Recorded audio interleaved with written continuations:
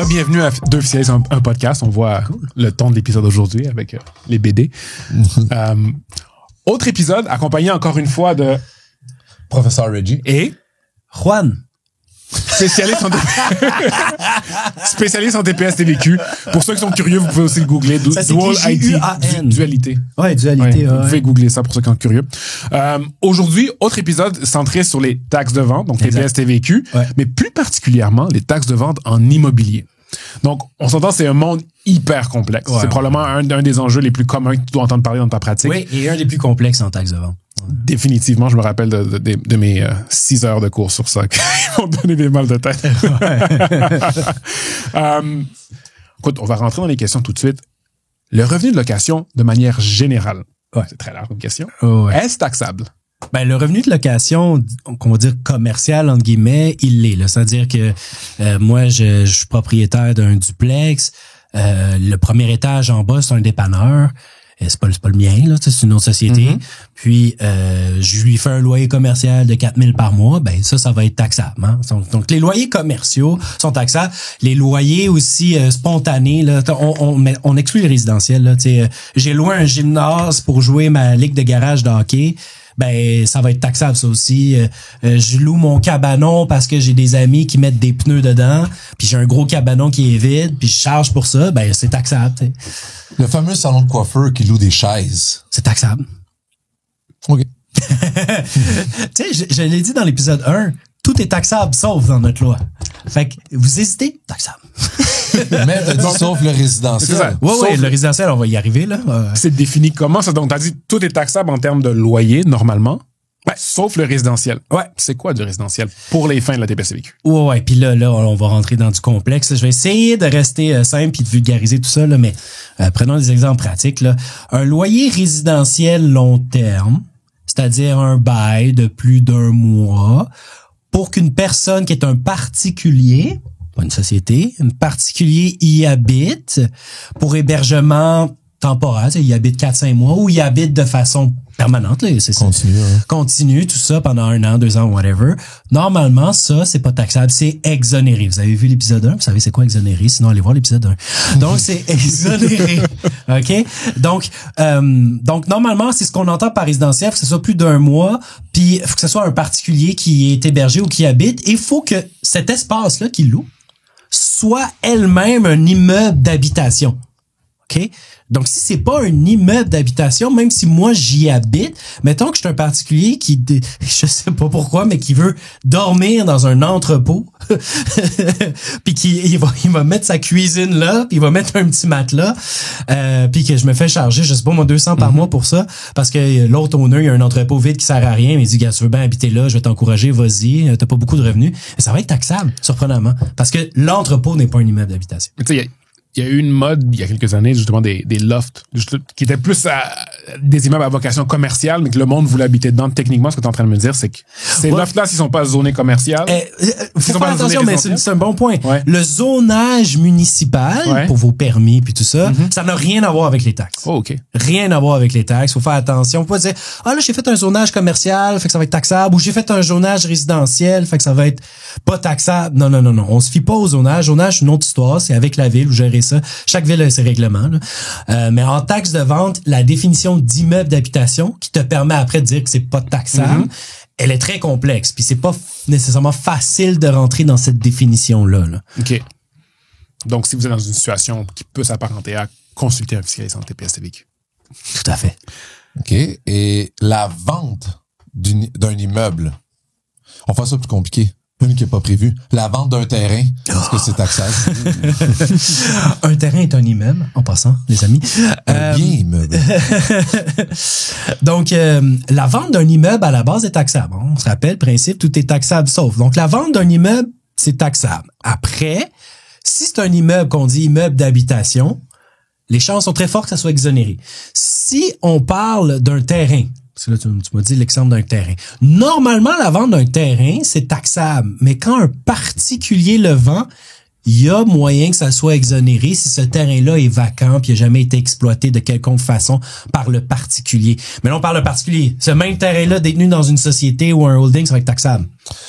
quand tu dis exploiter, si le particulier avait débuté des procédures et avait entamé des démarches pour le développer, pour pouvoir construire, de s'obtenir des permis, est-ce qu'il vient de se tirer dans le pied? Il vient normalement de se tirer dans le pied si ces démarches-là, encore là, c'est les zones grises, là, mais tu sais, s'il a pris ces démarches-là cette année puis qu'il le vend un mois plus tard, il est fait.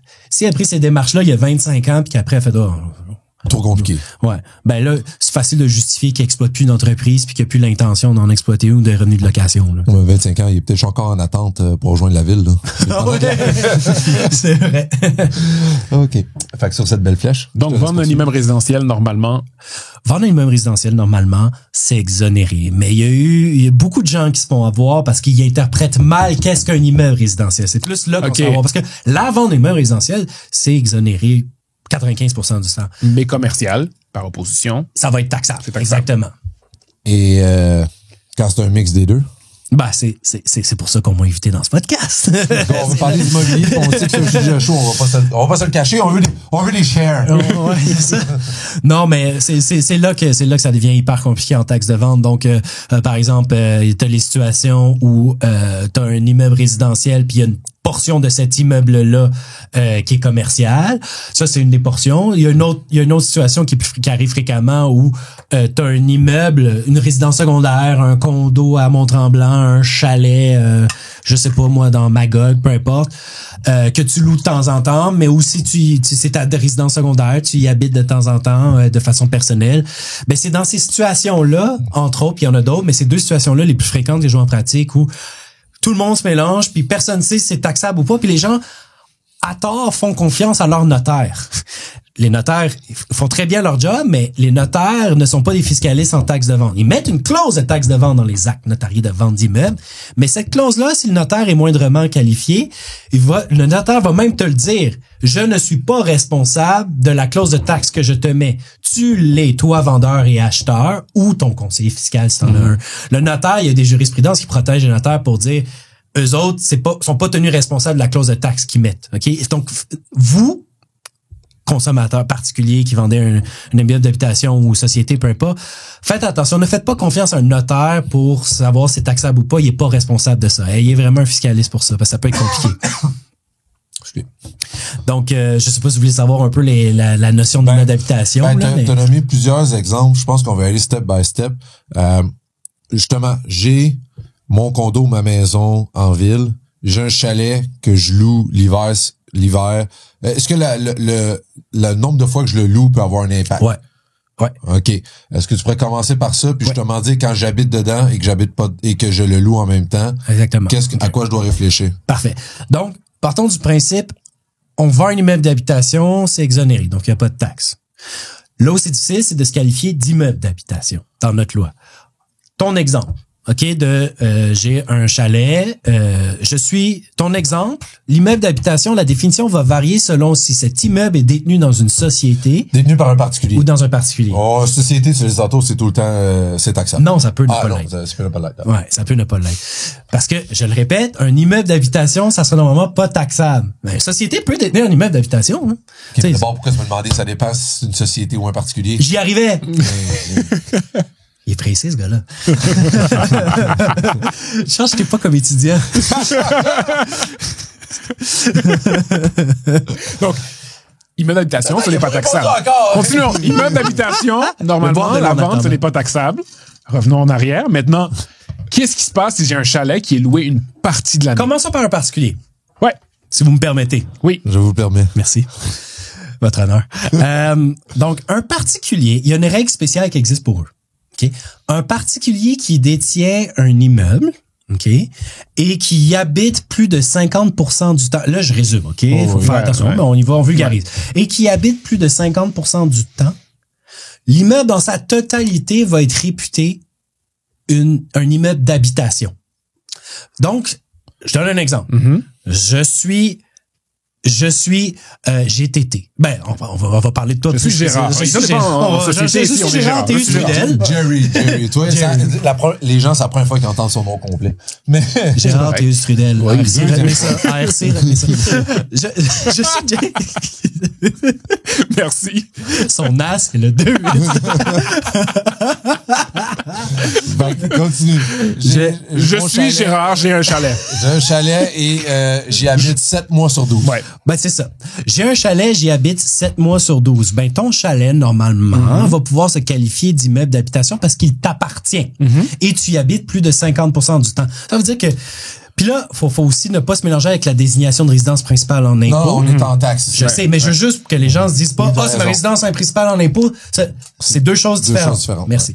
Mais, donc oui, j'y habite 7 mois par année. Ben, ma résidence va être réputée un immeuble d'habitation en sa totalité. Ça veut dire quoi? Ça veut dire que même si je loue une portion du temps, normalement, je vais être capable d'avoir quand même, si je revends ce chalet-là éventuellement, ben je vais être capable de le qualifier d'immeuble d'habitation et de ne pas charger les taxes. Et pour enchérir là-dessus, on a un exemple, mettons, j'ai un bungalow à Laval, mon sous-sol, c'est un CPA, c'est un bureau de CPA, tu sais, puis je fais de la consultation fiscale, mais mon premier étage puis mon deuxième, ben j'y habite. Puis c'est une maison unifamiliale. Hein.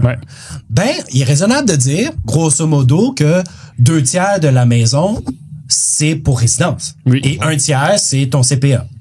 Ben, comme c'est plus que la moitié, encore une fois, ta maison au complet va être un immeuble d'habitation et quand tu vas vendre cet immeuble-là plus tard, parce que tu veux habiter ailleurs, t'as 4 enfants puis c'est plus assez grand, ben ça va être exonéré. Mais si jamais ton bureau faisait, ça serait surprenant, mais il ferait 60% de ta résidence, il va être taxable. Puis si c'est 50% flush, parce que c'est plus de 50% résidentiel. Non, si c'est 50% en fait, flush.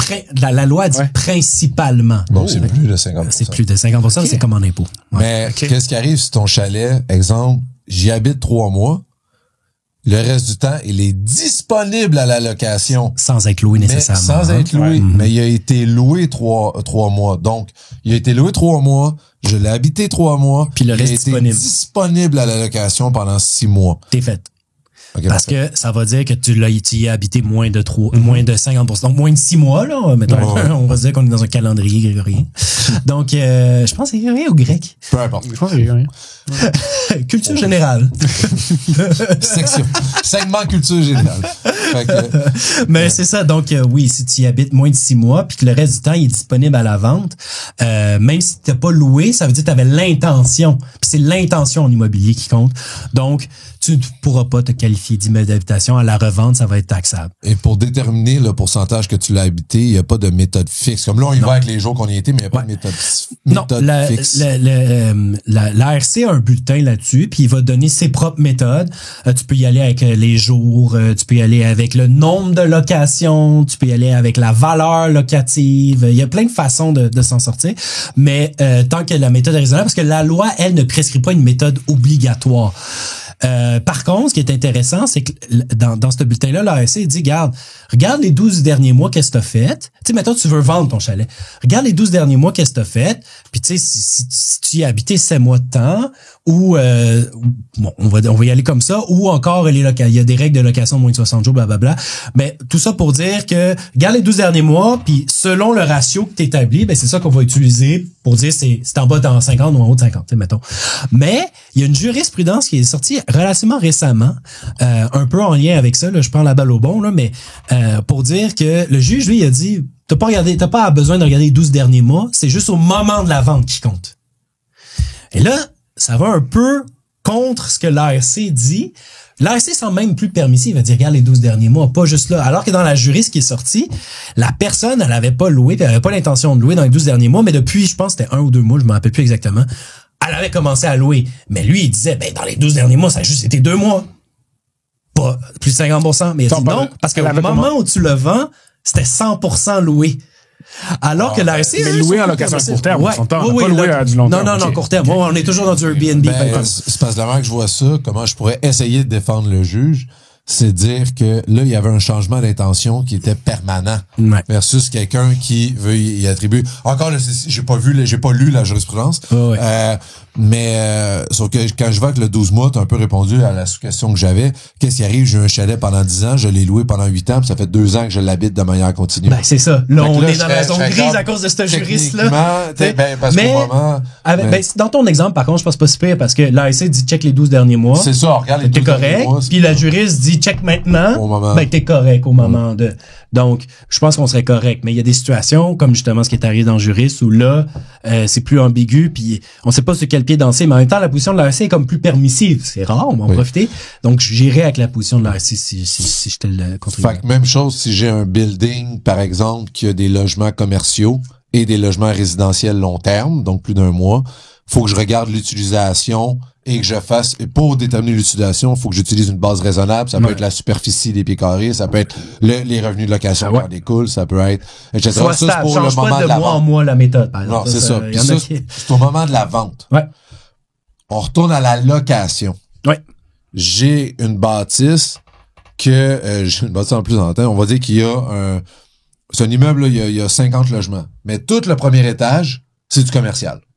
Okay. On peut penser aux grosses tours ou quoi que ce soit, là. Les tours appartements, là. On parle pas de condos, hein. Non, c'est condos, tout ce que je viens de dire depuis le début du podcast, ça marche pas, ces condos. Je vais juste on le va dire. laisser faire les condos, là. Déjà, ils en ont déjà assez avec leur carnet de travaux, là. On va les laisser tranquilles.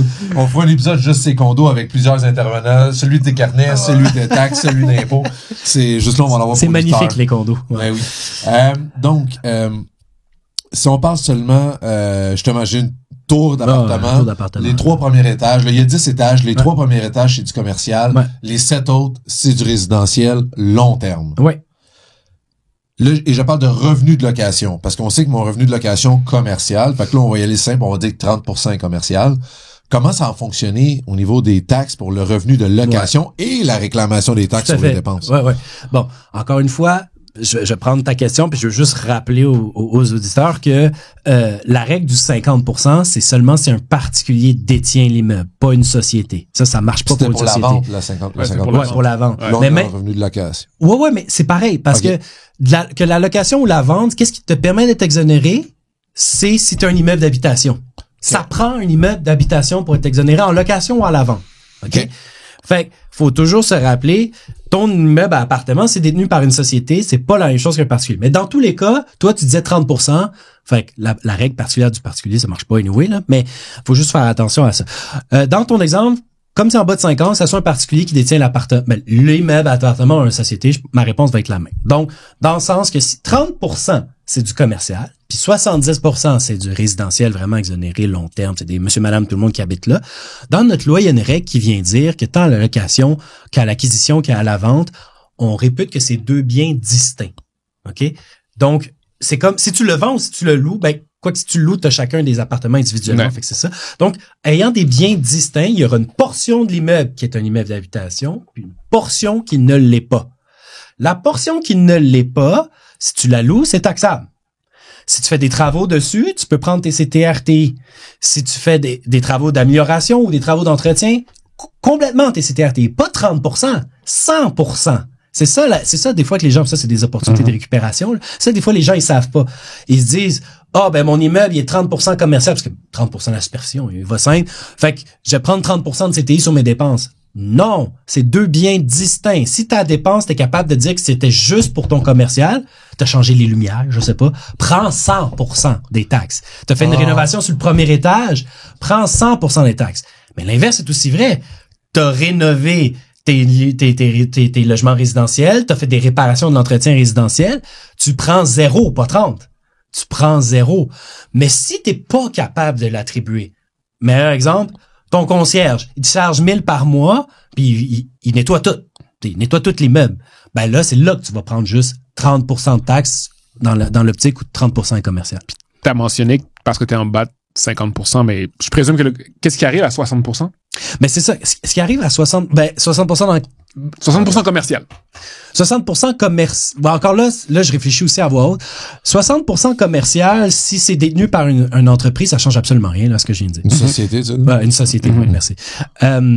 Mais si c'est détenu par un particulier, la seule façon que ça pourrait changer, c'est si le particulier ou des personnes liées y habitent. Donc, on va pas rentrer là-dedans. On va pas rentrer là-dedans. Fait que les mêmes concepts s'appliquent. J'ai 2 immeubles. Les mêmes concepts s'appliquent. Je dois faire une comptabilité presque pour les deux. Mais il faut faire quand même attention parce que, tu sais, mettons, dès ce qu'on peut voir, toi, t'as un bel exemple de tour à logement, mais, tu sais, c'est juste un triplex. Ça se peut. Puis il y a un dépanneur. Exact. Là, ça se peut que le owner, il habite en haut. le frère, la belle-sœur ou la mère habite en bas, puis là, ça vient tout changer la patente. Non, rentrez pas là-dedans. Ouais. Regardons ça simple, que fait qu'on soit à 30 ou 60%, ça change rien. Ça change rien. Ouais. Si la dépense peut être attribuée entièrement à la portion commerciale, je réclame mes taxes. 100%. Si la dépense peut être entièrement attribuable à la portion résidentielle, c'est exonéré. Et si la dépense est pour le overall, je dois prendre le pourcentage d'utilisation commerciale que je peux réclamer. Je peux réclamer mes CTRTI sur mon pourcentage commercial. Puis le pourcentage, comment on le calcule? Comment on dit que c'est 30? Toi, t'as dit... Il y a plusieurs bases. Ça, c'est une base raisonnable. Ça fait, encore une fois, c'est une base raisonnable. La loi dit juste sois raisonnable et continue 12 mois dans ta façon de faire. Donc, ça peut être la superficie. C'est un bon exemple, mais ça peut être autre chose. Est-ce que l'administration fiscale peut te contester avec... Mettons, tu as deux méthodes. Mettons, là, toi, tu étais avec la superficie. Ouais. Et que Revenu Québec arrive et dit, moi, quand je regarde les revenus commerciaux puis les revenus résidentiels, oui, la superficie, c'est 30% commercial, 60% résidentiel, mais tes revenus commerciaux sont plus élevés et représentent 60% de tes revenus totaux. J'aimerais ça que Revenu Québec me dise ça. Je vais réclamer plus. Je comprends.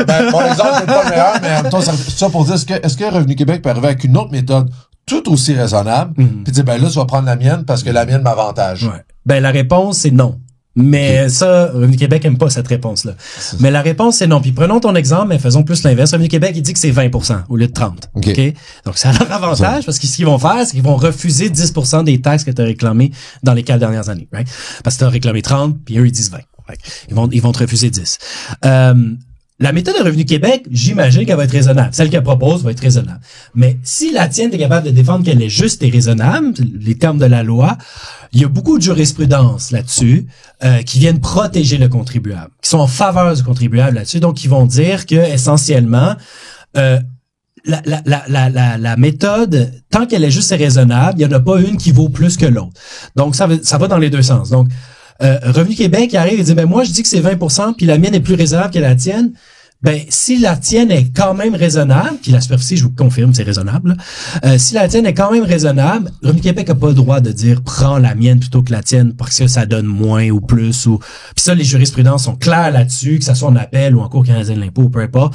Donc, le Revenu Québec ne peut pas t'imposer une méthode. Si t'en as pas fait de méthode, là, Revenu Québec peut te l'imposer parce que tu ne l'as pas fait. Ou si ta méthode est pas juste et raisonnable, mais c'est difficile pour Revenu Québec de prouver parce que la preuve revient à eux. C'est difficile pour eux de prouver que la tienne n'était pas raisonnable. Tu sais, faut vraiment... C'est sûr, si t'as fait ça sur le coin d'une table puis t'as pas engagé de fiscaliste puis t'as juste fait ça sur un papier puis on trouve plus le papier puis t'es arrivé avec un chiffre, c'est pas raisonnable, on s'entend. Mais tu as un beau fichier Excel, tu suis ça tous les 3 mois ou peu importe, puis tu y vas sur les revenus, sur la superficie, peu importe ce que tu as choisi, puis que tu suis ça de façon assidue puis que tu es capable de le démontrer, il y a pas aucune... Revenu Québec peut pas revenir contre toi là-dessus. Dernier exemple par rapport à ça encore, le pourcentage d'utilisation. Si c'est commercial à 90%, 92%, juste pour dire que je suis à plus que 90. C'est 8, j'ai eu 8% résidentiel ou l'inverse. Est-ce que là, ça change l'analyse que tu viens de me donner? Non. Ça change pas l'analyse. Non, ça change pas l'analyse parce qu'on parle d'un immeuble d'habitation. C'est l'exception. Si on parlait d'exonéré versus commercial, genre mettons j'ai une bâtisse puis il y a des cliniques de médecins qui font juste de l'exonéré, puis il y a une clinique d'esthétique qui fait juste du taxable. Alors là, puis que supposons le taxable c'est 92% de la superficie, on répute que c'est 100%. Fait que t'as pas à dire 8%, ça c'est la réponse que tu voulais, là. T'as pas à dire 8% et je prends mes CT. Non, je prends pas mes CT. Non, tu prends 100%. En haut de 90, c'est réputé 100% d'un bord ou de l'autre. Dans ce cas-là, mais dans le résidentiel, c'est faux. OK. Dans le résidentiel, le 8, il reste 8. À cause que t'es réputé avoir 2 immeubles. Exactement! On a des fiscalistes chez nous. Sauf que l'affaire, c'est que je me dis, si, justement, tu me dis c'est un immeuble d'habitation, mais si je suis à 95% commercial, est-ce que je peux puis que c'est des entreprises et non du Airbnb. C'est des entreprises. Est-ce que là, je vais prendre 100%. Je peux prendre 100%. C'est ça. C'est ce que je disais tantôt. Ouais. C'est juste que là, tu me parlais de en bas, c'est commercial, puis en haut, c'est des appartements. Alors là, ta réponse n'aurait pas été bonne. Moi, je pense qu'il disait 95% commercial, puis t'avais un 5% résidentiel. Ouais, c'était ça mon exemple. Ouais, c'est ça. Ça, tu vas prendre juste 95%. Parce que t'es réputé avoir 2 immeubles. Aux yeux de la loi, t'as 2 immeubles distincts. Je vais refaire mon exemple, là, parce que je pense que j'ai vu 2 fois le même exemple, j'ai pas le même résultat. Fait que, C'est le seul perdu ici. Là. C'est correct, c'est mon rôle, je l'ai dit, moi, je le dis à mes étudiants, je suis pas brillant dans la vie. Fait que je reprends, j'ai mes 10 étages, et j'ai 9 étages et demi, que c'est des entreprises, là, coiffeurs, taxables, là, fabrication de tables, etc. Puis j'ai un demi-étage que c'est monsieur, madame, tout le monde. Qui habite là. Ouais. Fait que je suis 95% commercial des business. Ouais. Et j'ai 5% résidentiel. Ouais. Là, qu'est-ce qui va se passer? Il faut séparer les deux quand même. Faut que tu sépares les deux. Faut que tu sépares les deux, c'est deux biens distincts. Parce que c'est du résidentiel. C'est réputé complètement distinct. Fait que c'est quand j'ai pas de résidentiel, mais que j'aurais, par exemple, d'allocation résidentielle court terme, là, Airbnb, genre. Airbnb, oui. Fait que là, je prends le même exemple. J'ai 9 étages et demi commercial avec des business. Ouais. Puis j'ai un demi-étage que c'est du Airbnb. Mais Airbnb va être taxable. Ouais, il va déjà être taxable, fait que ça change. Non. C'est pour ça que mon exemple de médecin marche, lui. Là, pour la réponse que tu veux. Ouais, je comprends. Si c'est 92%, si j'ai plus que 90% commercial et que le reste n'est pas du résidentiel, je suis réputé 100%. Puis l'inverse est aussi vrai. Si 90% exonéré, puis que j'ai juste un tout petit peu de taxable, c'est réputé 100% taxable sur mes achats. C'est juste quand il y a le résidentiel. Je comprends maintenant. Ouais. Ultimement, le problème, c'est quand tu as un mix de fournitures exonérées, que l'entrepreneur qui exploite l'immeuble a un mix de fournitures exonérées, un mix de fournitures toujours fait que la personne qui est détaxée ou taxable. Fait que la personne qui a l'immeuble doit savoir quel type de business il y a dedans. Ben oui. Tu peux pas. Non, mais tu sais, comme tu me demandes propriétaire immobilier, tu demandes tes locataires résidentiels, qu'est-ce qu'ils font dans la vie? Il y en a aucune idée, là. Quelqu'un qui a un sans appartement, là, il sait pas ce que ces locataires font. Mais quelqu'un qui aurait un centre d'achat ou quoi que ce soit, faut qu'il connaisse chaque business puis qu'il sache chaque business. Non, parce que la business, quand il va faire sa location, c'est taxable. Il s'en fout de la business. Location commerciale. Disons que moi, je charge, j'ai un immeuble commercial, je charge à un cabinet de médecin. Je vais charger les taxes. Le cabinet de médecin, il réclame pas, ce qui est exonéré, mais je vais charger les taxes. Par opposition, si le cabinet de médecin détient l'immeuble. Exact. OK, qu'est-ce que toi détiens? Le cabinet de médecin détient l'immeuble, mais il y a un bureau qui loue à un courtier en valeur mobilière, ou un courtier immobilier, parce qu'il n'y a pas besoin de ce bureau-là. Parce que si ton entreprise, c'est de juste faire de la location commerciale, là, tu charges au contre-fou à qui? On s'en contre-fou à qui? Ben, oui, sauf le résidentiel. Sauf le résidentiel. Tout à fait, ouais. Finalement, je suis bien avec ma mode. Aïe. Parce que là, on n'est même pas... on en a parlé vite, mais les Airbnb, ceux qui font du Airbnb une fois de temps en temps. Il y a de la vapeur qui sort des oreilles, il surchauffe. Prenons l'exemple, je sais pas si je vais aller dans l'exemple extrême, une société qui fait du Airbnb, une société qui a un immeuble locatif, résidentiel à la base. J'ai une société qui détient un immeuble locatif résidentiel, parfait. Un quadplex. Ouais. Il y en a un des unités une fois de temps en temps qui se dit ça me tente de faire du Airbnb avec. Ouais. C'est quoi les enjeux fiscaux liés à la location de cette partie de cette Ben, le Airbnb avec, c'est qui? C'est le propriétaire du bloc qui veut faire un peu d'Airbnb avec, c'est ça? Une société qui détient un bloc, qui dit parfait, moi je vais faire du Airbnb. Je loue un immeuble, il y a un de mes immeubles, il est vacant, un de mes appartements, il est vacant, je vais faire du Airbnb avec. Ouais. Puis les trois autres, c'est du résidentiel. C'est ça. Fait que là, la société, son Airbnb, à moins qu'il fasse des locations exclusivement de plus de 60 jours, ce qui est rarement le cas avec un Airbnb, on s'entend. Son Airbnb va être taxable. Il va percevoir c'est Airbnb qui perçoit les taxes. Il y a un deal avec le gouvernement, mais bon. C'est taxable. Puis les trois autres, parce que là, je sais pas, t'as dit un quadruplex. Fait qu'il y en a trois qui sont pas taxables. C'est exonéré. Fait que 75% de l'immeuble est exonéré, 25% est taxable. Donc, tu parles des dépenses. Ouais, si j'encours des dépenses spécifiquement liées à la portion taxable, je dois réclamer le CTIAP. Exactement. Parfait. Tandis que si c'est des dépenses en général que je suis pas capable de faire 75%. séparer, c'est 75%. Exactement. Puis au moment de la vente. Puis au moment de la vente, quand je vais vendre ça, ben là, j'ai un immeuble qui est, je vais avoir, ben c'est un peu l'exemple qu'on a dit, mais je vais reprendre la balle au bon. Ben je vais avoir réputé deux immeubles. C'est deux biens distincts tant aux achats qu'aux ventes. Fait que quand je vais vendre, ben il y a le 3/4 de mon quadruplex va être exonéré, ça va être un immeuble d'habitation, puis le quart va être taxable, puis il y aura des taxes sur cette portion-là. Super. Je pense que c'est une question un peu crunchy. Vas-y. L'autoconstruction. Est-ce que je peux réclamer les taxes quand je suis en autoconstruction? OK. Qu'est-ce que l'autoconstruction, déjà? Là, oui, OK. Parce que j'ai une terre. Je sais pas, je vais aller dans du commercial, du résidentiel. Non, j'ai une terre. Regarde, c'est simple. Je me bâtis une maison. Je me bâtis une maison.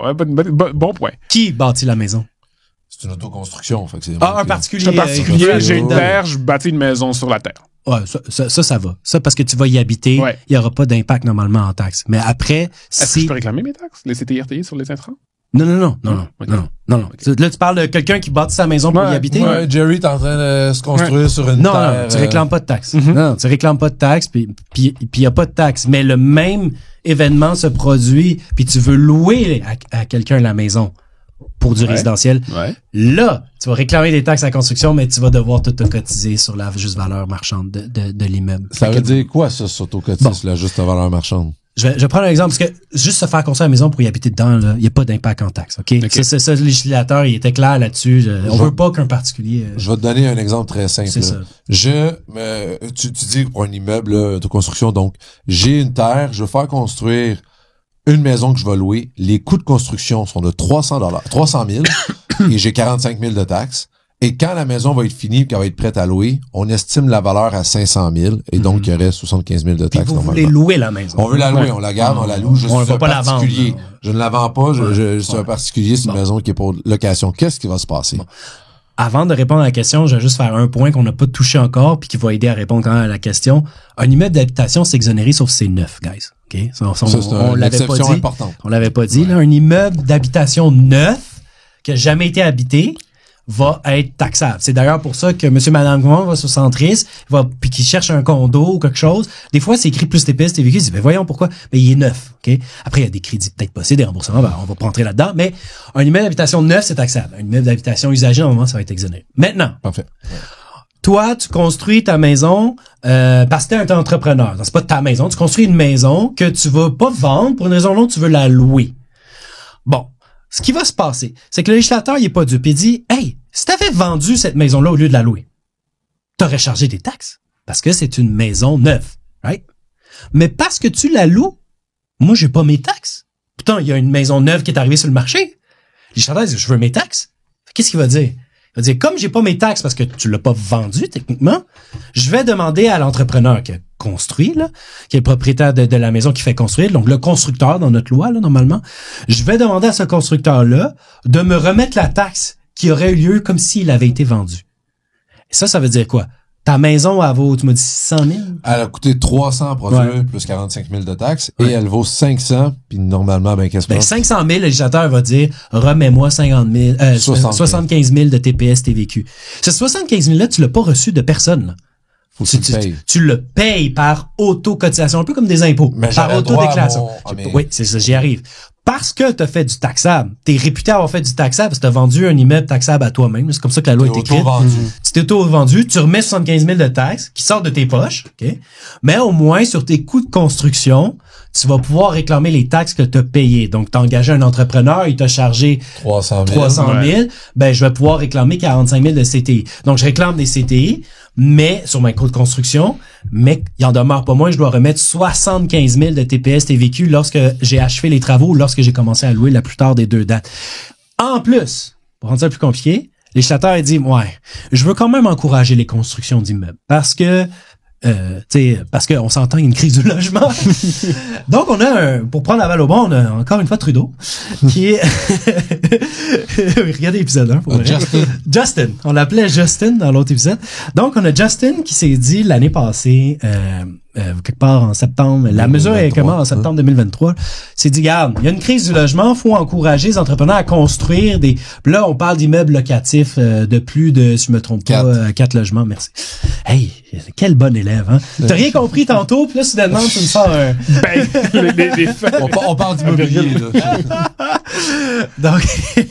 Donc, un immeuble de plus de 4 logements, ce qui est pas l'exemple de ta maison, là, mais un immeuble de plus de 4 logements, le législateur a dit, garde, avec les nouvelles mesures de Trudeau, il a dit, garde, en plus de réclamer tes CTI sur la construction, parce que tu as construit ça, je sais que tu t'autocotises là, sur la JVM de cet immeuble-là, tu remets les taxes, ça c'est un coût pour toi, hein, c'est un coût, et d'ailleurs une dépense fiscale en impôt. Je vais te donner aussi droit à un remboursement de taxes additionnel. C'est pas les CTI sur tes coûts de construction, c'est complètement autre chose. Je vais te donner droit à un remboursement de taxes qui est égal en TPS à 100% de ce que tu m'as remis en autocotisation. Avant, c'est 36. Il y avait des seuils, là, des seuils de valeur, blablabla. Mais avant, c'est 36% de cette taxe-là qu'on te donnait droit à remboursement. Mais depuis le 21 septembre 2023, quelque chose de même, toute construction qui débite à partir de cette date-là, c'est 100% de taxes il y a des précisions, il y a des règles, mais normalement, c'est 100% de taxes en TPS qu'on peut te remettre. Donc, finalement, l'autocotisation qui t'a coûté 25 000 dans l'exemple de 75 000. 500 000? Moins les 50 000, moins ton remboursement de ça avait 75 000 de taxes à remettre, puis t'avais... Prenons juste la TPS. Commençons juste par, parce que la TVQ, c'est autre chose. Tout à fait, ouais. Prenons juste la TPS. Donc, ça a coûté 300 000, j'ai payé 15 000 de TPS. Je la réclame. Ça vaut 600 000. Je remets, 500 000, je remets donc 25 000 de TPS. J'ai réclamé 15 000 à l'achat, sur mes achats. Je remets 25 de mes propres poches. Mais je réclame un remboursement équivalent. De 25. 100% de 25 000. Finalement, les taxes me coûtent rien. Ça, c'est la nouvelle mesure de Justin. OK? Pour essayer d'encourager les entrepreneurs. Cette mesure-là, le provincial, le Québec, a décidé de pas s'harmoniser avec ça. Ça veut dire quoi? Au Québec, on demeure avec nos vieux seuils de marde de 1997. Pardon le mauvais mot. Donc, au Québec, si je me rappelle bien, par exemple, on parle d'une unité d'appartement. Mettons qu'on parle d'un appartement. Je pense que le seuil, le max, c'est 225 000. Ça veut dire que si ton appartement vaut plus que 225 000, on s'entend. Normalement, dès que c'est plus qu'un 1,5, c'est même plus là. que 225 000. Mais si ça va en bas de 225 000, on va être gentil avec toi, on va te donner 36% de la, pas 100 comme en TPS, là, 36% de cette taxe-là. Mais si ça vaut plus que 225 000, c'est zéro. Donc, la TVQ que tu as remis par autocotisation, soit ça te coûte littéralement ce montant-là, on a une déduction après en impôt, mais ça te coûte ce montant-là, ou je peux recevoir peut-être un remboursement de 36% de ce montant-là. Donc, c'est la Quand tu parles de ce montant-là, c'est moi qui est le mauvais étudiant. Est-ce qu'on parle du net? Ton montant de TPS, retournons au TPS. Ouais. Ton 5% chargé sur le 500 000 25 000 25 000, ouais. Parfait. J'avais des CTI de 15 000. Mais ça, je les ai réclamés au fur et à mesure de la construction. Ça se fait réclamer au fur et à mesure de la construction. Fait que là, Ouais. ton 25 000, fait que t'es en position de remboursement, point final, presque, là. Tu t'as réclamé tes CTI pis c'est tout. Ben, si tu fais tout en même temps, oui, t'es en position de remboursement. Oui, si tu fais tout en même temps, mais dans le temps, je peux comprendre que ça va juste faire TPS, l'effet, ça va être nul. Ouais. Au moment de ton autocotisation. Exactement. Puis, tout au long de la construction, t'as réclamé tes CTI. L'intention de Justin, de cette mesure-là, c'était de dire, je veux pas que la TPS soit un fardeau fiscal additionnel, économique, financier et fiscal additionnel sur des constructions d'immeubles de plus de 4 logements. Puis le truc En pratique, est-ce que les prix de vente ont diminué ou est-ce que les entrepreneurs ont, je sais pas si tu l'as remarqué. Hey, j'ai même pas porté attention à ça, à savoir, mais tu sais qui se l'est mis dans les poches de 5%. Ben, c'est ça, c'est parce que normalement, ce qui est dangereux, c'est un peu comme dans l'épisode 1 qu'on parlait de la mesure de Christmas de Justin, là. Mais c'est que souvent, ce qui arrive, c'est que les entrepreneurs sont pas dupes. Quand ils voient ce genre d'opportunité-là, ils vont juste jouer sur leur prix. Ouais. Pour pouvoir en profiter de cette mesure-là, finalement, qui ça coûte quand même le contribuable. Mais c'est à la base, c'est quand même pour encourager la construction. C'était le but. Il manque de logements. Donc, on veut en faire plus. On veut que les entrepreneurs soient plus motivés à en faire. Okay. Mais en TVQ, a pas suivi le pas. Fait que TVQ, on se fait toujours avoir pour le moment. On a fait un long bout sur la construction. Je pense qu'on va arrêter là. Parce qu'on pourrait continuer. Mais on pourrait continuer avec un million de nuances. Pour le volet immobilier, là, c'est un monde, là. Écoute, on essaye de vulgariser le tout. Ouais. Qu'est-ce qui se passe si je fais des rénovations majeures sur une maison? C'est quoi les enjeux en TPS TVQ? Ouais, vas-y, continue. En location. Toujours dans un domaine d'entreprise, hein. Oui, dans un domaine d'entreprise, pas chez moi. Moi, chez moi, je décide de faire des rénovations. J'ai un immeuble locatif, un 4 immeubles. Avant ça, si j'ai acheté une propriété neuve, j'ai payé les taxes. Ouais. Au moment où je revends cette propriété-là, je peux-tu me faire rembourser les taxes que j'ai payées? Non. OK. Mais à l'achat, selon les valeurs de cette propriété-là, t'as quand même droit à un remboursement d'un certain montant de taxes. Les seuils qu'on parlait. Mais quand tu parles, exemple, du seuil au Québec de 225 000, si pour un appartement, le bien, pour un appartement, s'il est plus, est-ce que j'ai droit à 225 fois le taux puis c'est limité à un crédit sur 225 ou c'est carrément, t'as busté le seuil, fait que c'est zéro. T'as busté le seuil, c'est zéro. Zéro. OK, t'as même pas, OK, c'est bon. En bas de 200 000, t'as le droit à 36% au complet. Entre 200 et 225, c'est dégressif. Puis en haut de 225, c'est zéro. Fait que c'est littéralement une mesure, puis si on pourra faire un autre podcast sur les mesures au Québec. Il y a énormément de crédits qui sont des excellentes initiatives. Mais quand tu regardes les conditions d'application... Ça s'applique jamais. Mais ce seuil-là, il est ridicule. C'est parce que 200 000, il était là en 98. Ouais. Fait que ça s'appliquait davantage. davantage. Pour une unité d'habitation locative. Sachez qu'au fédéral, là, avant que Justin il dise 100%, là, c'était 36 aussi au fédéral avant 2023, de septembre 2023. Mais il y avait des seuils quand même. Mais les seuils étaient plus raisonnable. On parlait, je me trompe pas, de 400 000 ou quelque chose C'est comme parce ça. qu'il fallait que tu tiennes compte de Vancouver. Je comprends, mais quand même, il y a quand même une nuance entre 200 et 400. Ouais. Mais pour Vancouver, c'est sûr que ça faisait pas grand-chose. Mais... Ouais, mais encore une fois, le gouvernement fédéral, lui, avait une espèce de moyenne de tout le pays, tandis que le Québec, c'est beaucoup plus régional. Il devrait être capable de s'harmoniser à quelque chose qui fait du sens. Ouais, 225 000, ça fait pas de sens. Oui, mais l'important, c'est que quand ils ont annoncé la mesure, c'était une belle mesure que les gens trouvaient comment c'est une bonne idée comme les Puis ils n'ont pas besoin de la retirer. Comme le crédit parce que c'est plus applicable. C'est ça. Ah, ça s'applique pas. Ça s'applique jamais. Ça sonne bien de dire, on offre un crédit si vous faites construire. Mais à ce temps que c'est impossible de te qualifier au crédit, ça, on va pas le mentionner. Un peu comme pour les business, les crédits d'investissement pour la fabrication, transformation, le C3I. RSCDE, pas RSCDE, le C3I. Le C3I. C'est comme, OK, regarde, on veut... Les ordinateurs sont admissibles, mais ils doivent te coûter minimum 5 000. Plus sur le marché. Faut que tu sois gamer.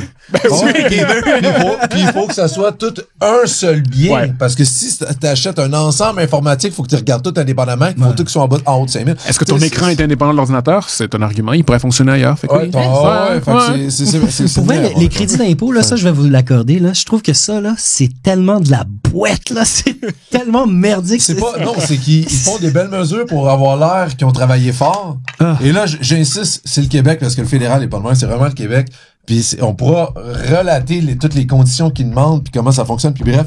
Des belles mesures, c'est vraiment des belles initiatives, là. Ils ont des bonnes idées, ils targetent les bons éléments, parce qu'ils ciblent les bons éléments, mais après ça, ils mettent des conditions, puis après ça, ils mettent des vérifications tellement ardues, que finalement, ça vaut même pas la peine. Ça coûte plus cher. Le crédit d'impôt. Payer le professionnel pour défendre ta vérification va coûter plus cher. Puis de faire les calculs. Démystifier tout ça et te défendre après parce que c'est vérifié presque à 100%. Mais on va rester en immobilier. Crois-tu que tu es capable en dedans de 5 minutes de nous dire si je fais des rénovations majeures, là, ici c'était sur ma maison. C'était vraiment sur ma maison. Sur ta maison, il y a rien qui se passe. Rénovation majeure sur un immeuble locatif. Quelque chose comme tantôt. Là, notre 4plex, là. Je suis un individu, j'ai un 4plex que je loue à des tiers à long terme. Oublions les Airbnb. Je fais des rénovations majeures dessus. Qu'est-ce qui arrive? Est-ce que j'ai des enjeux?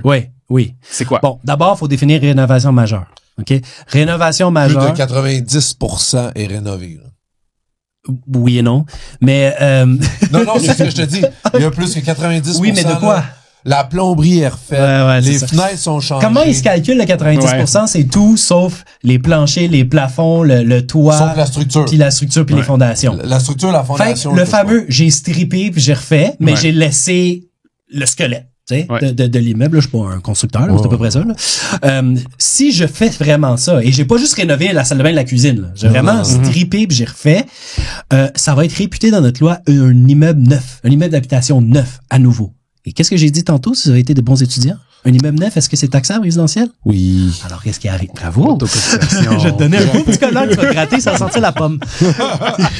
Ça fait que je peux aller réclamer mes taxes sur mes dépenses, mais genre une autocotisation sur la valeur. Sur la valeur totale de l'immeuble? Totale de l'immeuble. Un immeuble d'habitation. Sur la valeur totale de l'immeuble d'habitation. Puis on parle, si t'as pas touché. Rappelez-vous la présomption des deux biens distincts. Non, mais là, il n'y a pas de commercial dans son exemple. Mais, si j'ai pas touché l'enveloppe externe, puis j'ai juste trippé l'intérieur, comme tu disais. Mais tout moi, je suis rentré dans un appartement, j'ai retiré tout ce qu'il y avait dans l'appartement. Ah, t'as juste laissé les fondations, là. J'ai le toit, là. Puis les murs, là. Fondation, toit, puis les murs. Le mur extérieur. Ah ouais. Ça pourrait, je pourrais me qualifier. Ouais. Je vais devoir payer les CTI sur l'entièreté de l'immeuble, pas juste, oui, mais tu peux rétayer, excuse-moi, les CTI. Je vais payer les TPS TVQ sur l'entièreté de l'immeuble. La JVM. Incluant l'enveloppe externe. Ouais. Ouais, c'est un immeuble neuf. Wow. Et ça, il y a bien les entrepreneurs qui le font pas. Et quand tu t'avoir, ça fait vraiment mal parce que ça, c'est des taxes réputées perçues. Fait que ça te t'appartient pas. Ouais, donc il y a un petit 15% de pénalité additionnelle. Si tu ne le fais pas. Et si jamais l'entrepreneur ferme la business avant de se faire vérifier? Oh, faillite ou pas? Non, il ferme la business. Administrateur! Où es-tu? Ils peuvent pas s'en sortir en fermant la business. Non. Aïe. La faillite, c'est autre chose, par exemple. Mais... Ouais, ben là, c'est ta faillite. Normalement, t'as pas fini le projet ou tu l'as pas vendu. Je veux dire, c'est... Normalement. Faillite, c'est un autre monde en soi, là. Ouais, c'est vraiment un autre monde.